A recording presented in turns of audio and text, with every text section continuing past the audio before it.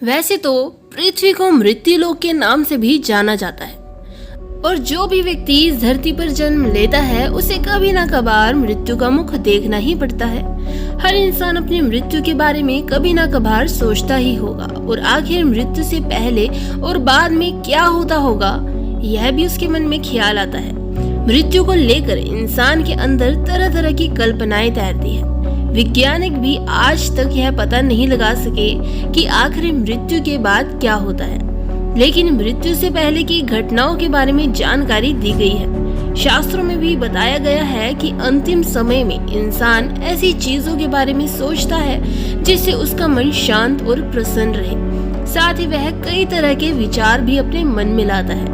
आज हम आपको बताते हैं कि शास्त्रों के अनुसार इंसान अपने अंतिम समय में किन चीजों का विचार करता है और क्या करने की उसकी इच्छा जागृत होती है। बताया गया है कि व्यक्ति की मृत्यु के ठीक 40 सेकंड पहले एक अद्भुत घटना घटती है। उस समय व्यक्ति के सामने उसके कई जन्मों की तस्वीरें तेजी से उसके आगे गुजरती है। साथ ही यह भी मान्यता है कि जब व्यक्ति मृत्यु के नजदीक होता है उसी दौरान उसके 40 सेकंड के भीतर ही उसके मन मस्तिष्क में उसके जन्म से लेकर अभी तक के पल उसके सामने तेजी से गुजरने लगते हैं। दूसरा संकेत, माफी मांगना।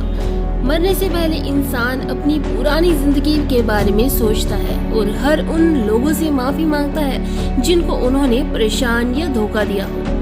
साथ ही वह अपने परिवार वालों से भी क्षमा मांगता है। ऐसा करके वह अपने मन को हल्का करता है और गलतफहमियों को दूर भी करता है। साथ ही जब व्यक्ति मृत्यु को प्राप्त होने वाला होता है तो उसके अंतिम दिनों में उसमें काफी बदलाव देखने को मिलते हैं। तीसरा संकेत, कहते हैं कि इंसान की इच्छाएं कभी खत्म नहीं होती।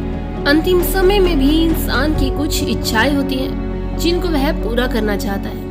साथ ही वह अपनी अधूरी इच्छाओं को भी याद करता है जो किसी कारणवश पूरी ना हो पाई हो और सोचता है कि थोड़ा समय और मिल जाए तो अभी सभी इच्छाओं को पूरा कर लूं।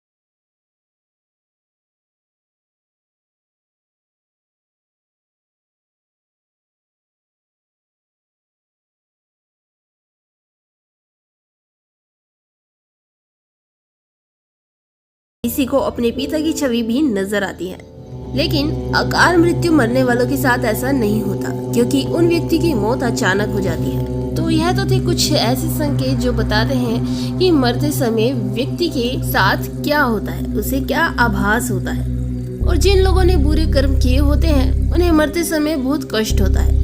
वहीं जिन लोगों ने अच्छे कर्म किए होते हैं उनकी शांत और आसान मौत होती है। ऐसे लोग भगवान श्री कृष्ण की कृपा से सीधे श्री हरि के चरणों में पहुंचते हैं। इसीलिए कहा जाता है कि व्यक्ति को हमेशा अपने कर्म अच्छे रखने चाहिए ताकि उसके जीवन के अंतिम चरणों में साथ ही उसके अगले जन्म में उसको उसका अच्छा फल ही मिल सके। जो कष्ट वह इस जन्म में भोग रहा है अपने इस जन्म में किए गए अच्छे कर्मों द्वारा वह अपने अगले जन्म को सुधार सकता है और अपने अगले जन्म को बेहतर बना सकता है।